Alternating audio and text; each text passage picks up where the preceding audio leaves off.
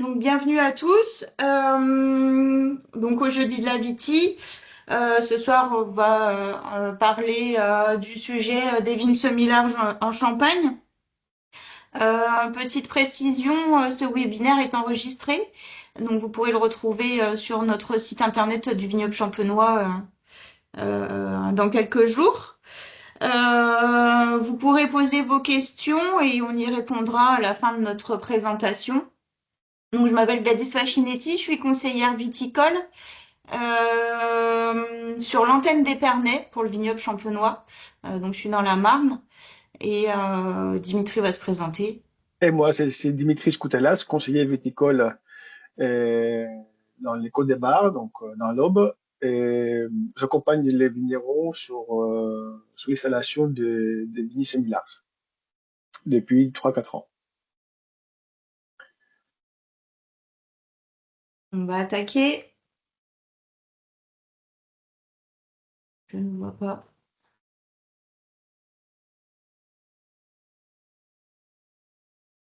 Donc du coup, au programme de ce soir, on va parler un petit peu déjà, replanter le décor. On va parler du contexte et de l'historique de la possibilité de conduire les vignes en VSL sur le vignoble champenois. On prendra un petit peu de temps pour revoir un petit peu le dispositif expérimental qui a été mis en place pour pouvoir intégrer ça ensuite au cahier des charges. Évidemment, on parlera du nouveau cahier des charges qui est en place depuis 2022, les principaux changements et les accompagnements et la formation qu'on peut vous proposer au niveau de la Chambre d'agriculture du vignoble champenois. Donc en termes de contexte, dans les années 80, on met en place un petit peu des expérimentations qui portent sur les nouveaux modes de conduite, qui restent en rupture totale avec le cahier des charges et les techniques qu'on connaît et qu'on utilise depuis des décennies. Les objectifs, c'est d'accompagner la transition écologique, c'est de s'adapter au changement climatique et de conserver quand même la qualité et la typicité de nos vins de champagne. C'est de préserver la durabilité économique également des exploitations. Donc du coup, en milieu des années 80, des premières expérimentations ont été conduites sur des vignes dites en lyre. Ça n'a pas donné grand-chose. On était sur des densités entre 2007 et 3000 pieds hectares. Ça n'a pas été concluant en Champagne pour X raisons. Donc on est repassé plutôt sur le système de conduite VSL. Donc entre 95 et 2020, sur 17 sites différents sur toute l'AOC, on le verra ensuite.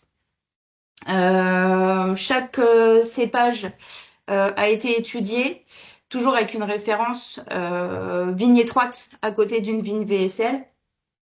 On a testé plusieurs écartements entre cep et entre rangs, donc de 70 cm à 1,50 m entre cep et 1,80 m jusqu'à 2,20 m entre rangs.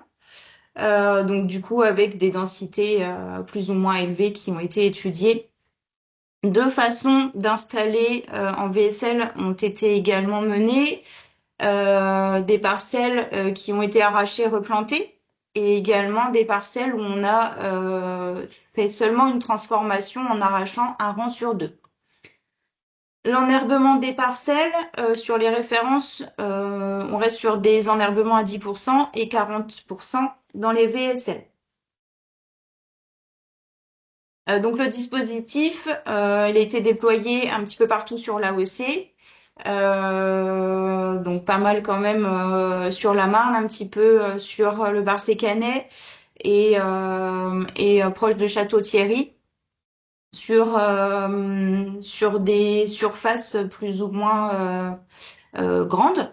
Donc sur des domaines expérimentaux du comité, mais également avec des vignerons partenaires qui ont mis à disposition des parcelles qui se prêtaient à l'expérimentation pour voir un petit peu comment se comportait ce principe d'installation sur différents terroirs. Donc, au niveau du dispositif, les principaux résultats qui sont sortis avec toutes les années d'expérimentation. Donc, sur les premières parties, tout ce qui concernait les maladies entre les VSL et les vignes classiques, il n'y avait pas de différence significative pour les principaux maladies, les mildious, l'oïdium, la pourriture et les SCA. Et par contre, ce qu'on a vu comme différence, c'était vraiment une différence sur la sensibilité du gel. Donc, évidemment, tous les vignes qui sont formées avec un tronc qui est plus que 40 cm hors sol, on avait une efficacité de 34% et avec moins du gel. Par contre, il y avait, on avait des grêles, plus de grêles et plus de seudage. La grêle, pourquoi? Parce qu'on avait une épaisseur du feuillage qui est plus faible par rapport à une vigne étroite. Et le seudage, pour les mêmes raisons, que les grappes ils sont exposées plus facilement et au rayonnement solaire. Donc, ce qui concerne par contre l'impact environnemental, et surtout sur la réduction des produits phytosanitaires et les gaz à effet de serre, évidemment, en passant sur les dispositifs Vignes Similars, on a réduit 20%.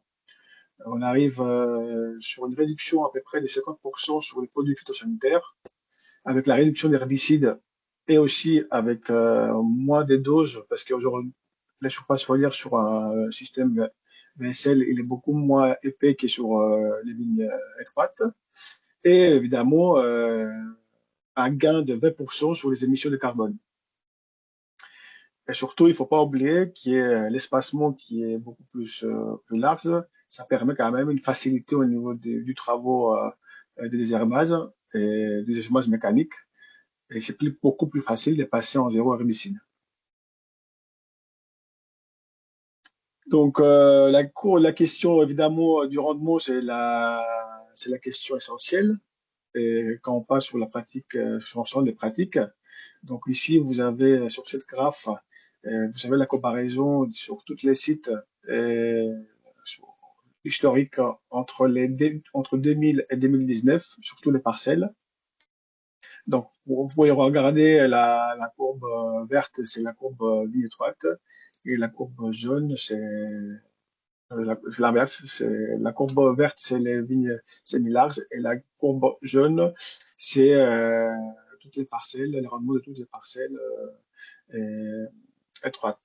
Donc, comme vous pouvez regarder, l'évolution, il a commencé vraiment très haut, hein, autour de 20 000 kilos par hectare sur les anciens sites, avec toujours une différence assez importante, parce qu'à l'époque, il ne faut pas oublier que les systèmes que j'ai plantés, c'était autour de 3000 pieds par hectare, comme Gladys vient de dire au début.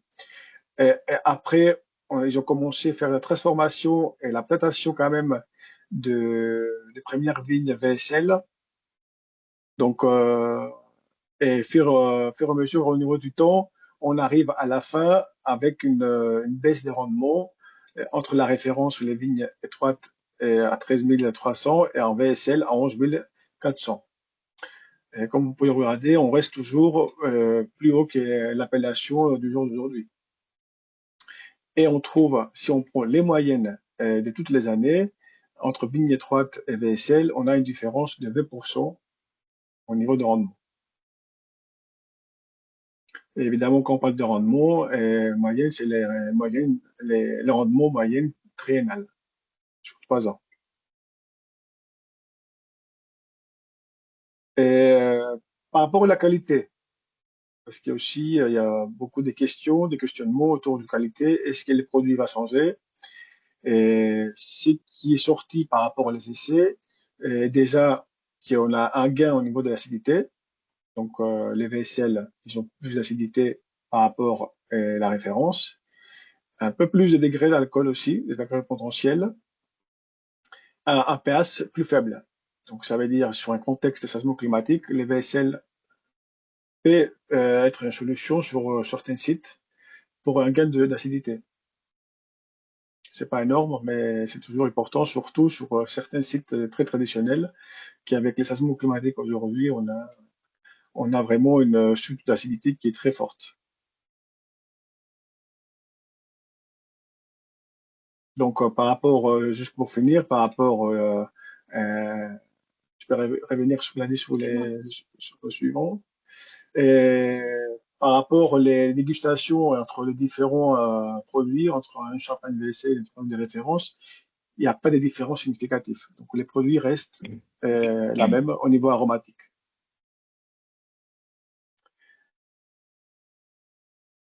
Et aller sur la prochaine. En termes d'impact visuel sur le paysage, on reste plutôt sur des impacts neutres, voire positifs, dans le sens où on a l'enherbement qui est quand même plus visuel sur du planté à 1,80 m ou 2 mètres que sur du 1 mètre. Donc il y a pas de gros impact sur les coteaux, et justement la mission coteau est rentrée quand même en jeu dans les prises de décision à un moment donné, et donc aucun souci à ce niveau-là. Les coteaux restent visuellement traditionnels par rapport à ce qu'on pourrait trouver avant. Voilà. En termes de cahier des charges, donc novembre 2022, le cahier des charges évolue avec d'autres petites évolutions type le Voltis, etc. Donc on passe sur des possibilités de distance de plantation qui sont un petit peu plus élevées d'un côté et un peu plus courtes de l'autre. Donc depuis fin 2022, on peut aller jusqu'à 2 mètres de distance entre rangs, et on peut planter entre pieds de 70 centimètres à 1,50 m. Donc l'addition de tout ça, il faut qu'on reste en dessous des 3 mètres. On était à 2,50 m avant quand on additionnait l'écart entre pieds, l'écart entre rangs. Maintenant, on est à 3 mètres. Voilà. Et oui, on n'oublie pas aussi le fait que on n'arrache pas un rang sur deux. Ça pourrait être pratique, mais c'est interdit sur le cahier des charges. On doit arracher pour replanter la parcelle dans son entier. Donc les densités possibles sur l'écran en jaune, c'est ce qu'on voit sur de la vigne étroite traditionnelle entre guillemets. Donc on reste sur des densités entre 8 et 9 000 pieds, avec des écarts 1,10 m, 1,20 m, avec une distance entre rangs d'1,10 m. C'est ce qui se fait sur les nouvelles plantations de plus en plus, pour confort de passage d'engin. Ce qui est préconisé pour VSL, en termes d'écart entre pieds, on va être surtout sur 90 centimètres à 1 mètre. 80 centimètres, c'est possible aussi dans le sens où les lames interceptent et autres outils passent sans problème. Voilà. Et on reste, oui, excusez-moi, on reste aussi plutôt la distance entre rangs, 2 mètres, c'est bien. Justement pour le passage des micro-tracteurs, c'est plus facile à gérer quand on est sur une distance de 2 mètres. Je peux ajouter quelque chose que l'on dit sur les distances de Oui, oui, plantation. Donc, c'est beaucoup lié sur l'agroéquipement, évidemment. Donc, si on voulait vraiment réduire la distance entre les rangs, et là, ça demande quand même un investissement complètement différent par rapport à un tracteur interligne classique. Donc, c'est possible aussi de descendre plus bas que 1,8 ou 1,9 la distance entre les deux rangs. Par contre, pour faire ça, on passe complètement sur un autre système d'équipement qui est beaucoup plus coûteux qu'un tracteur classique. Mais c'est possible, théoriquement. En termes de mode de taille, vous connaissez tous les systèmes de taille qui sont autorisés en Champagne et en vigne étroite. On reste sur la même chose, simplement, donc le Chablis et la Vallée de Marne ne sont pas autorisés en VSL, et dans tous les cas, ils ne seraient pas,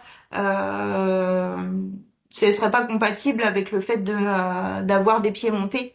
On monte pas ses pieds en Chablis.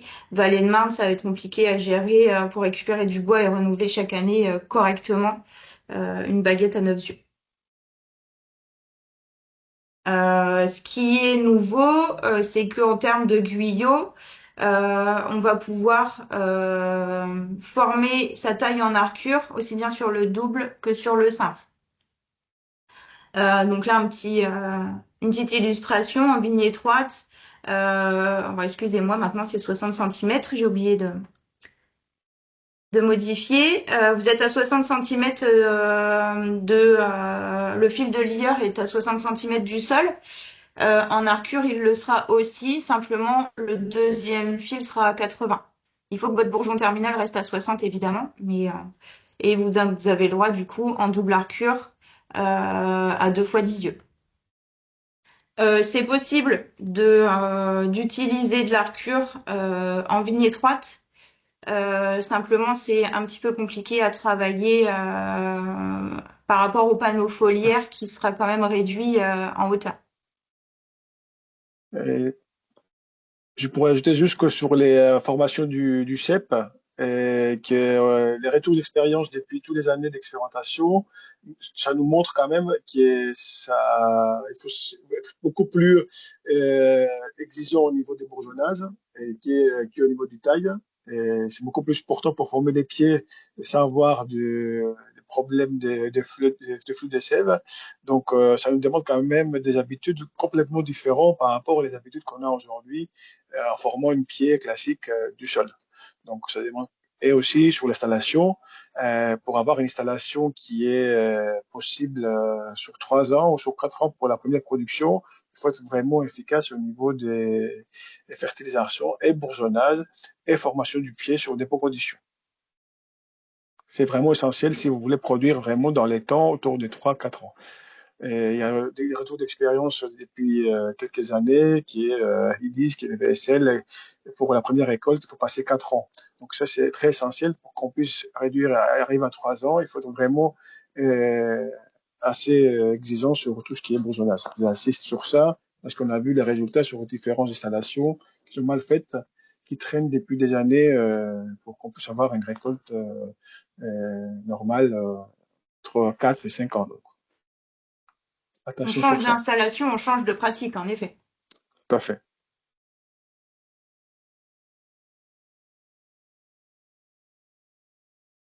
Et donc, les principaux changements au niveau du matériel, hein. Évidemment, ici, la problématique, c'est complètement différent. Donc, on va passer avec d'autres matériels.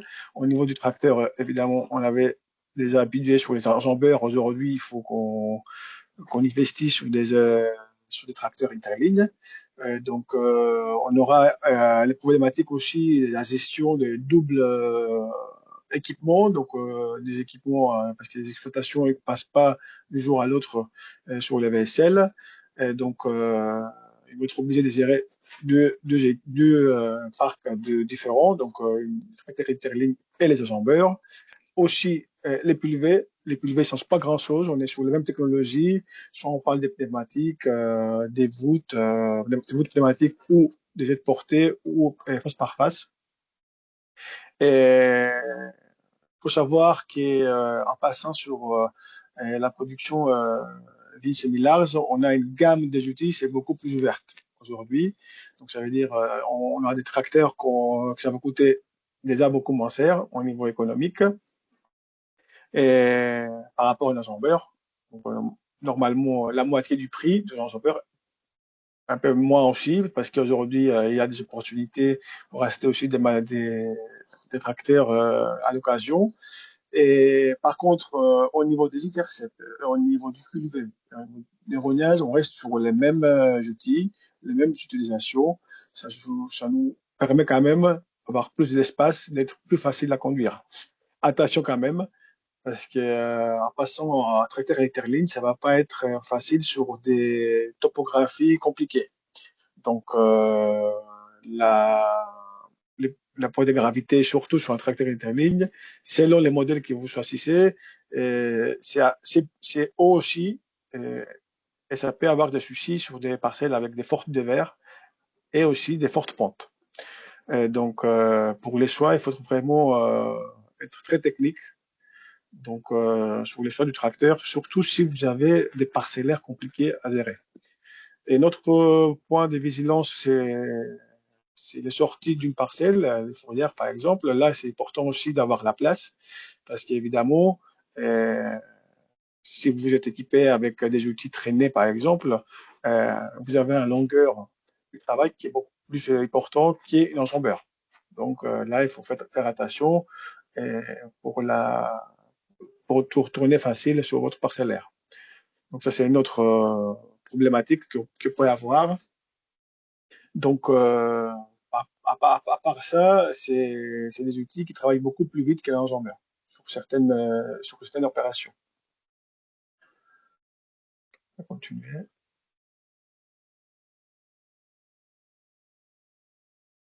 Donc, on a parlé pas mal technique. On va aussi parler après votre question. Mais avant de finir, il faut qu'on fasse une petite focus sur tout ce qui est changement économique. Donc, les principaux changements économiques en passant en VSL, c'est la baisse de main-d'œuvre par hectare. Évidemment, si vous êtes à 9007 par hectare et vous passez à 5800 C par hectare, donc ou à 5000 C par hectare, on diminue autour de 30% les main-d'œuvre. Donc, évidemment, sur un contexte qu'on sait que les prix des main-d'œuvre augmentent, en passant en VSL, ça nous permet quand même de réduire les charges. Et donc ça, c'est vraiment très important parce qu'on voit quand même qu'il y a beaucoup de questionnements autour des charges autour de main-d'œuvre. Donc, en passant en VSL, c'est assez intéressant sur cette situation. Et comme on peut regarder ici, la charge la plus importante, c'est la vendange. Donc, on fait quelques économies parce qu'on a quand même moins de pieds par hectare à vendanger. Donc, c'est pour cela qu'on passe des 200 heures à 160 heures. Après, sur tout ce qui est palissage aussi, évidemment, on gagne aussi au niveau du palissage, entre 64 heures et 56 heures ou 50 heures. Donc, on réduit quand même pas mal et avec des systèmes aussi beaucoup plus faciles à installer pour avoir un palissage beaucoup plus vite. Et les premiers élevages aussi, on peut gagner aussi pas mal sur cette opération. Et évidemment, l'effet qu'il y a moins de pieds par hectare, on gagne aussi au niveau des tailles et après taille. Donc, et si on prend par contre tout ce qui est pulvérisateur, l'effet qu'on travaille avec une distance plus petite par rapport aux lignes étroites. Sur les lignes étroites, on traite 7 mètres ou 9 mètres. Avec sur les lignes larges, on va traiter max 3 rangs, un rang complet. Donc autour de 2 mètres, 4 mètres. Donc ça veut dire qu'on ne va pas réduire au niveau de pulvérisation. Par contre, on aura moins du temps, moins de rangs à traiter.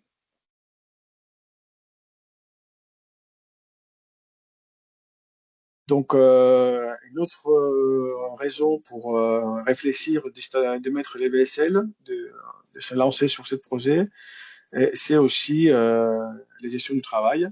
Donc, l'organisation du travail, c'est complètement différent au niveau de la taille et au niveau de la vendange. Ce qui est vraiment un bénéfice très important, c'est la posture du travail différent. Aujourd'hui, on sait que sur les vignes étroites, on a un gros problème au niveau de posture, avec beaucoup de problèmes au niveau du dos, sur beaucoup de vignerons. En passant en VSL, on va évidemment faciliter certaines opérations et aussi on va éviter certaines blessures qu'on a depuis des années sur les vignes étroites. Et aussi, c'est aussi la rapidité. On l'a vu avant par rapport les palissades et relevage. On va gagner quand même en rapidité au niveau des travaux. Évidemment, on aura aussi certains risques aujourd'hui qu'on n'a pas identifiés, mais surtout quand on travaille vers les hauts, sur le deuxième palissage, sur le deuxième relevage, pardon, là, quand on a des surfaces foliaires qui est plus haut de 1,60 m, Évidemment, là, on a d'autres niveaux des risques au niveau des mains euh, sur des opérations plus hautes. Mais au niveau du dos, évidemment, là, on protège beaucoup plus facilement notre corps et c'est beaucoup plus facile, plus rapide à, à réaliser les travaux.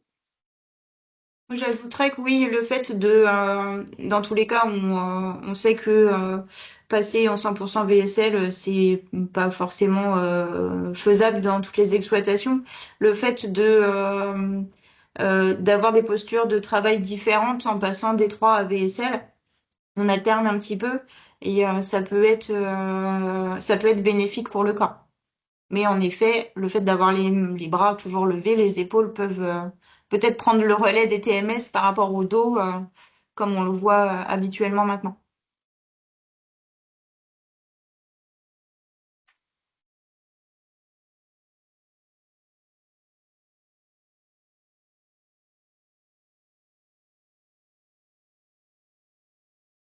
Et donc, ce qu'on propose, nous, au niveau de l'accompagnement de la chambre, donc, il y a évidemment une prestation pour accompagner les vignerons et la captation. Et normalement, vous pourrez trouver sur la conversation les liens euh, pour voir les détails par rapport à cette prestation. Donc, pour renouveler votre vignoble, et donc, c'est dedans, il y a une étude vraiment économique pour l'arrachage et l'exploitation de vignes. Et c'est les choix du matériel végétal aussi et la préparation du terrain. Il y a un conseil sur les plans de fumure, la nutrition de la vigne et la taille. Et évidemment, par rapport à l'information différente sur 3 ans. Il y a aussi un accompagnement VSL. C'est un conseil global pour se lancer qui prend en compte tous les aspects technico-économiques de l'entreprise. Donc, c'est une prestation qui est assez complète parce qu'il introduit tous les parties économiques de l'exploitation et pour passer, et les parties techniques, et pour les vignerons et les serrains sur cette changement de pratiques, combien il va les coûter et comment il va se lancer sur le projet avec sérénité et avec sécurité pour être rentable les passages en VSL. Donc cet accompagnement, ça dure 3 jours et évidemment c'est fait avec des conseils d'entreprise et avec des conseils techniques aussi. C'est c'est quelque chose qui est déjà lancé depuis 2 3 ans à la Chambre. Et, et évidemment, on a une troisième opportunité, et vraiment avec des conseils ponctuels. Si vous voulez investir sur les choix de matériel, vous pourrez avoir des conseils vraiment sur les choix des tracteurs ou sur les pulvées du travail du sol, sur les meilleures possibilités dans les marchés qui existent aujourd'hui. Donc ça, en VSL, comme on est 3 pour le choix du matériel. Tout à fait. Tout à fait. Est-ce que tu veux ajouter quelque chose, Landis, sur les accompagnements? Bah, je crois que tu as tout dit. Très bien. Et on va finir avec une formation qui va être faite, une formation de vignes similaires sur mon exploitation, donc c'est une durée de 2 jours. Donc, les 8 et les 9 décembre, il y a une séance qui va être faite à Bar-sur-Seine. Il reste encore la place. Donc, l'information, c'est très complet parce qu'il prend en compte toute l'histoire, tous les impacts réglementaires, toute l'approche économique sur toutes les parties d'installation des vignes, au niveau technique aussi. Et évidemment, le deuxième jour, c'est un jour vraiment technique et pour travailler beaucoup sur la taille, sur l'installation, sur la densité et aller voir sur certains sites les erreurs qu'ils ont faites depuis des années et qu'est-ce qui est bien à faire si vous voulez lancer sur un projet personnel euh, de, de, euh, de BSL, semi-large. Donc l'objectif vraiment, c'est de prendre des renseignements sur les travaux qui sont déjà faits sur notre territoire et vraiment être capable et autonome pour la conduite de la vigne en vigne semi-large.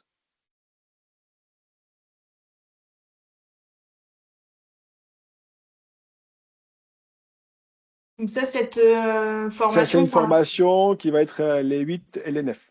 8 et 9 décembre à Bar-sur-Seine. Donc, il reste encore des places, donc n'hésitez pas à me contacter si vous êtes intéressé. Et cette formation-là, elle sera proposée à la demande plus tard dans la Marne ou dans les. Normalement, oui, c'est une formation qui est reproduite chaque année. Donc, parce qu'il y a pas mal à remplir, donc selon les besoins des vignerons, et c'est quelque chose qui est proposé sur les deux départements, même dans l'Aisne aussi. On n'a pas oublié. Voilà. Vous avez le chat, la conversation à disposition si vous avez des questions à nous poser. On est là pour y répondre sans aucun problème.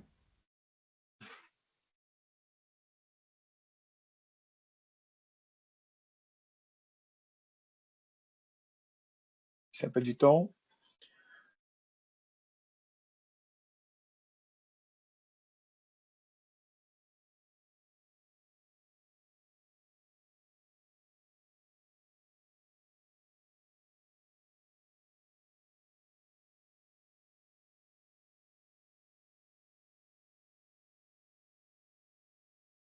Donc, on a la première question. Est-ce que les gains compensent la perte des récoltes? Donc, c'est une question très pertinente. Évidemment, c'est la question les plus importante qu'on se pose par rapport à l'installation à l'Insémilage. Donc, comme vous avez vu sur les diapos avec les graphes, euh, en moyenne, on considère que la perte, c'est autour de 10%, entre 10 et 20%. Donc, évidemment depuis les différents sites où on se trouve. Aujourd'hui, oui, ça compense par rapport à la perte des récoltes, mais c'est très lié, les gains, ça compense les pertes des récoltes, mais c'est très lié par rapport à la topographie de la parcelle. Donc, ça veut dire quoi ça? Et la potentiel de la parcelle. Donc, si le potentiel de la parcelle il est à 9000, évidemment, eh ben, si vous avez 10% de pertes, ben, vous êtes vraiment à beaucoup plus bas. Donc, si vous avez des parcelles avec un potentiel bas au niveau de rendement, c'est plus difficile que quand vous avez des parcelles avec un potentiel de rendement qui est plus haut. Donc, ça joue beaucoup aussi sur la topographie de votre exploitation. Si il y a des parcelles à forte pente qui ont déjà des problèmes de production ou avec beaucoup de dévers, là, la perte, ça va être beaucoup plus important par rapport à la gain. Donc, c'est pour cela qu'on propose euh, des audits personnalisés parce que sur chaque exploitation, c'est assez différent. Et évidemment, il y a des exploitations qu'on ne peut pas passer toutes les parcelles en VSL parce que la perte va être beaucoup importante avec les stress hydriques, par exemple. Et ces exploitations, cette perte, c'est vraiment pas très important. Je peux vous donner des exemples, par exemple, sur les côtes des Blancs, sur la plain, sur les parcelles qu'ils ont à plein, c'est beaucoup plus facile à produire que sur les côtes des Bars avec une forte pente et avec un sol qui est à une profondeur de 30 centimètres. On ne parle pas des mêmes choses. Oui, environ. Si vous avez vu les moyennes, c'est à 20% la perte entre 2017 et 2009. Il ne faut pas oublier quand même qu'entre les 20%, 2017-2019, les 20% des pertes que vous voyez là, c'est des parcelles qui ont avec différentes densités de plantation, donc, et la taille complètement différente. Et c'est que les dernières années qu'on commence à harmoniser au niveau des bourgeons et différents systèmes de taille comme les doubles arcures ou les arcures qui sont beaucoup plus productifs. Donc ça, les retours qu'on a au niveau d'expérience, c'est 10% par rapport aux parcelles classiques et 20% pour les parcelles qui sont beaucoup plus compliquées, ou plus 30 certaines fois. Donc c'est beaucoup lié par rapport à la topographie et moins sur l'image moyenne. Et on parlait de gains qui compensent la perte de récolte. Le coût de production du kilo de raisin varie fortement d'une Euh, exploitation à l'autre. Donc c'est compliqué aussi comme ça de dire. Voilà, il y a certaines exploitations qui sont plus rentables que d'autres pour tout un tas de raisons. Et c'est compliqué de mettre des chiffres en face de cette question-là, évidemment. Et surtout, on peut mettre des chiffres, mais les chiffres, c'est vraiment très ponctuel par exploitation, parce que ça dépend aussi Voilà, de différentes choses, comme les investissements. Et c'est pas que rendement gain. il y a tout un tas de paramètres à prendre en compte, effectivement. Et la deuxième question qui se pose, c'est si on a des maladies du bois en VSL. Alors, il n'y a pas de différence. Ça, c'est déjà ce qui est sorti depuis les années d'expérimentation.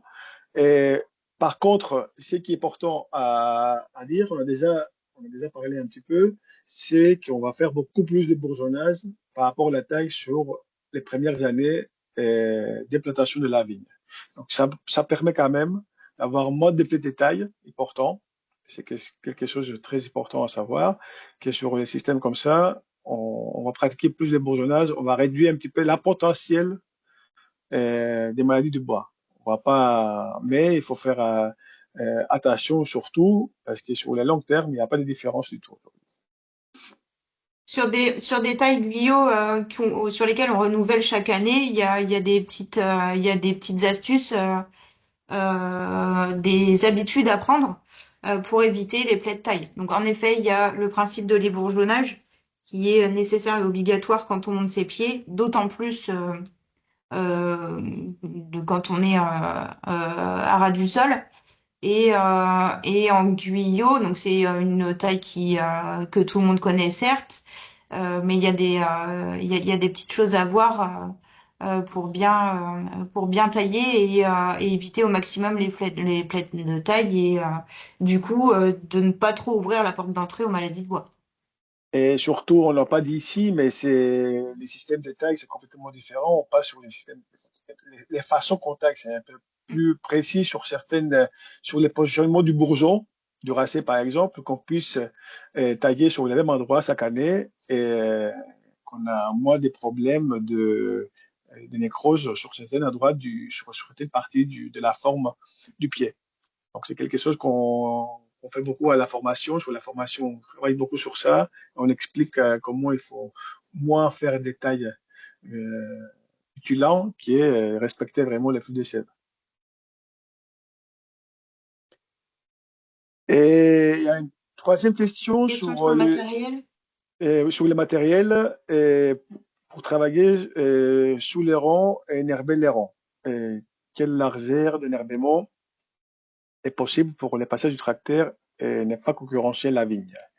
Donc, Et, et évidemment, sur la question, ça dépend beaucoup au niveau de la plantation de la vigne. Donc, évidemment, si on parle sur une installation de 2 mètres sur 1 mètre ou sur 0,80, donc la bande d'énervement, ça va être autour de 0,5 ou 0,6 selon les largeurs de l'intercept. Hein. Si on est toujours sur une désherbage mécanique sous les rangs. Si on parle de désherbage chimique, c'est beaucoup plus facile parce qu'on peut désherber beaucoup moins. Évidemment, ce qu'on cherche, c'est que les pneus ils jouent sur la bande d'herbe. C'est ça qui est très important. Et on a les mêmes problèmes que les vignes étroites. Si les pneus ils ont entre les parties travaillées et les bandes énervées, ça peut créer des escaliers, donc ça peut déstabiliser les tracteurs au niveau du travail. Donc évidemment, la bande énervée, ça va être défini par rapport les largeurs du tracteur avec les pneus. Donc, au niveau de la concurrence, parce qu'il y a la question de la concurrence, la partie de la concurrence est vraiment liée sur le type du sol. Donc, on peut imaginer un rang sur deux. Si les parcelles, il y a pas une réserve utile très forte, mais ou si un parcelle est vraiment, on a vraiment sur une parcelle une réserve utile très importante, on peut quand même garder l'énervement sur tous les rangs et on peut garder une bande énervée de 60 centimètres et, et avoir désherbé mécaniquement l'autre 60 centimètres ou les 40, selon, selon la capacité qu'on a au niveau du tracteur. Mais en général, Et il faut savoir que la bande énervée, ça dépend beaucoup du potentiel de la parcelle, hein.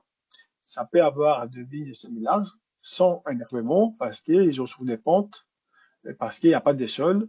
Et si on voulait avoir aucune concurrence, il faut pas avoir d'herbe.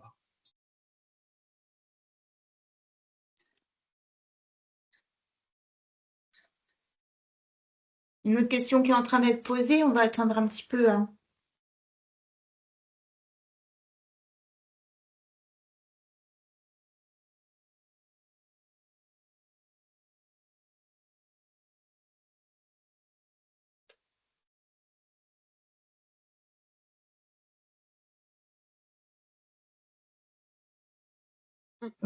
Évidemment, la question de parcelles morcelées, c'est un frein très important. C'est un frein très important parce que aujourd'hui, passer un VSL sur une surface très petite, c'est très compliqué parce qu'on a les doubles investissements de matériel et on a les trajets aussi. Il faut pas oublier qu'on a des trajets. Et donc, très morcelés. Donc, évidemment, c'est pas rentable. Si vous me posez la question, aujourd'hui, sur un plan VSL sur les petites surfaces, c'est plus compliqué. Après, il y a aussi des matériels qu'on peut acquérir à l'occasion qui ne sont pas trop chers aussi, sur le niveau d'investissement. Mais si on parle de gains, sur des petites parcelles, on ne peut pas gagner, on peut pas vraiment gagner au niveau économique. C'est très compliqué. Et quand on fait des prestations, parce qu'on fait des prestations sur l'ensemble d'exploitation, on voit quand même que les choix des VT, ça se concentre plutôt sur les parcelles qui sont plus grands, qui peuvent gagner en productivité, que sur les petites parcelles qu'on peut finalement passer en prestation ou donner en prestation pour se concentrer surtout sur les surfaces les plus importantes d'exploitation. Donc, c'est une question de gestion, évidemment. C'est des réponses qui sont vraiment ponctuelles et ça dépend à chaque exploitation comment elle est construite. Mais si on a une exploitation qui est très morcelée, c'est très compliqué, évidemment, de passer en VSL.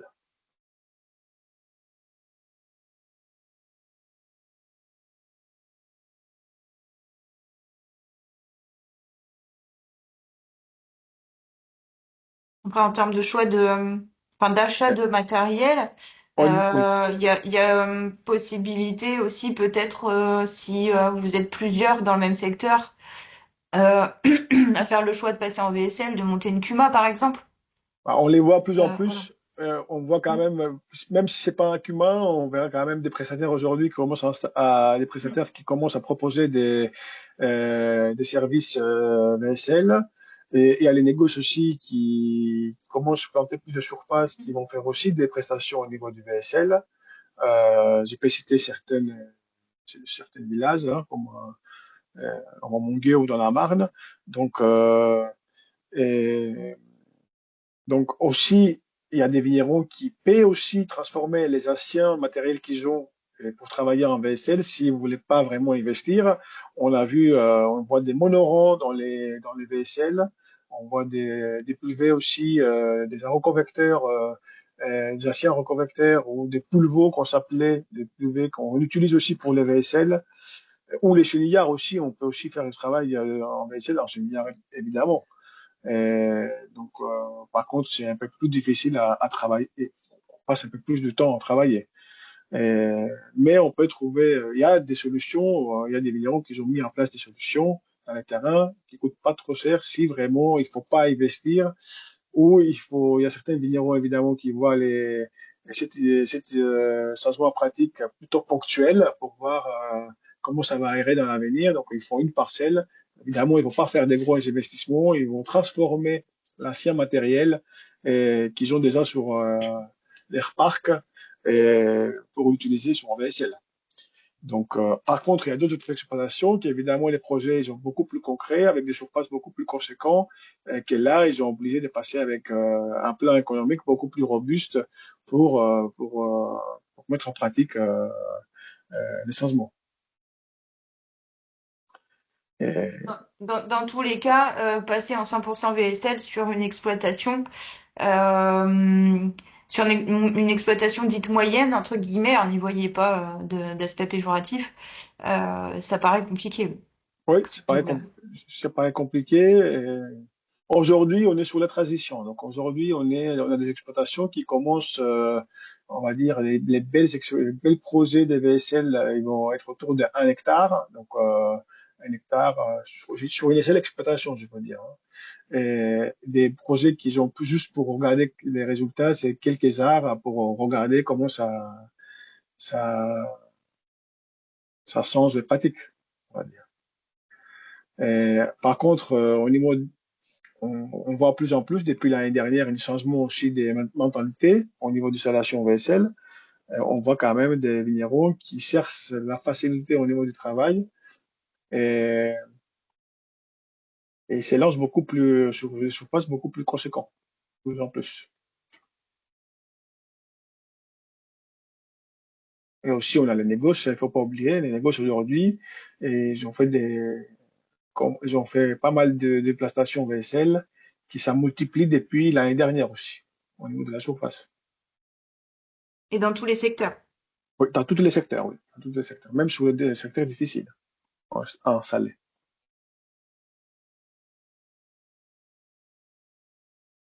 Donc, quelle est une des dernières questions? Quel est le coût pour installer 1 hectare en VSL?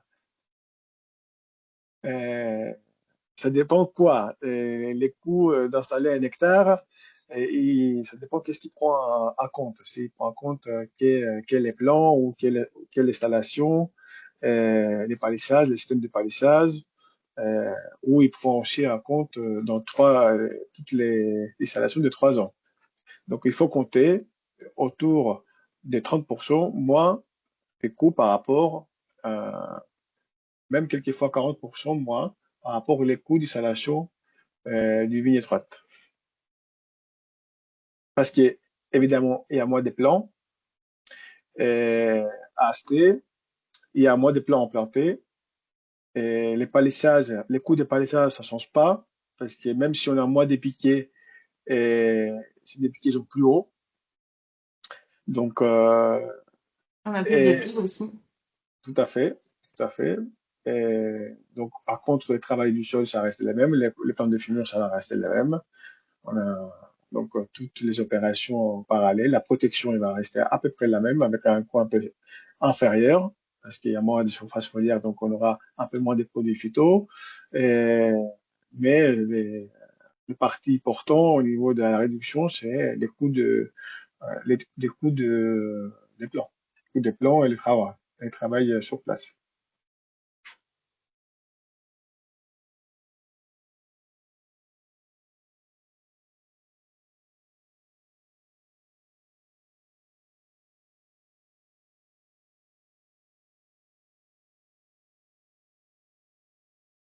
Est-ce que vous avez d'autres questions à nous poser?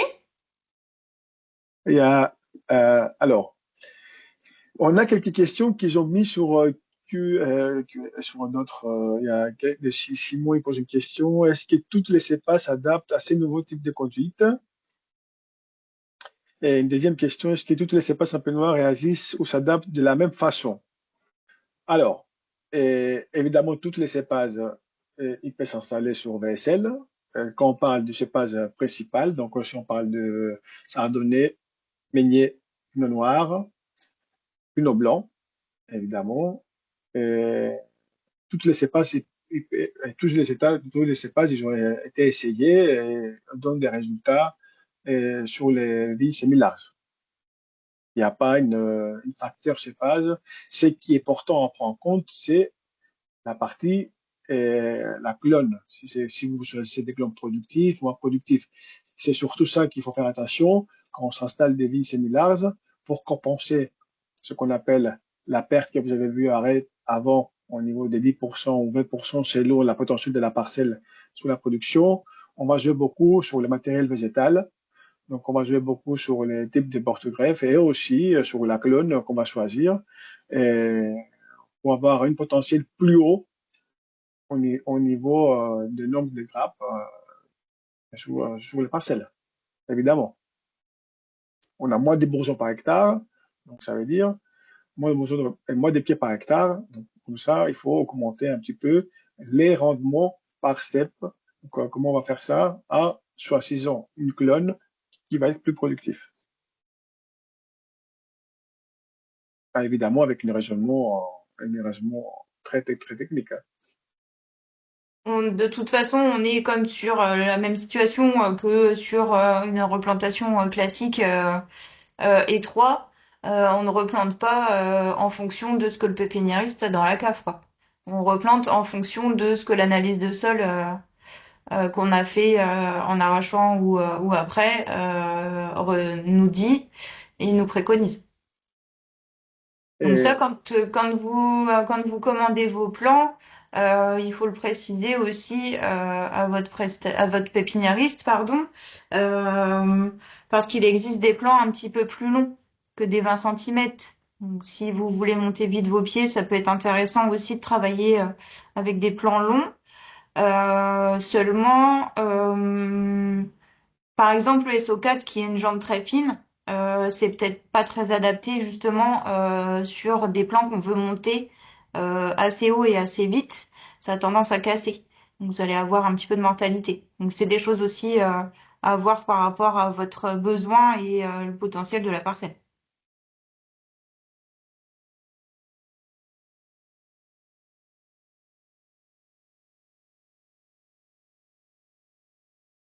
donc, je pense pas qu'on a d'autres questions. Et je pense qu'on... Ah, les liens pour accéder directement à la prestation. Oui, on va vous envoyer les... Normalement, on va vous envoyer les liens avec la prestation. Vous le trouvez sur notre site. Sur la fin Oui, il sera mis en ligne sur le site aussi. Oui. du site, sur Vinum Chapenois. Et aussi, les webinaires, il va être aussi mis à disposition sur le site. Et donc, je vous remercie de votre présence. N'hésitez pas à nous contacter si vous avez des questions précises. Je vous souhaite une très bonne soirée. Bonne soirée à tous et merci pour votre écoute. Et comme dit Dimitri, n'hésitez pas à nous contacter, on vous répondra avec plaisir.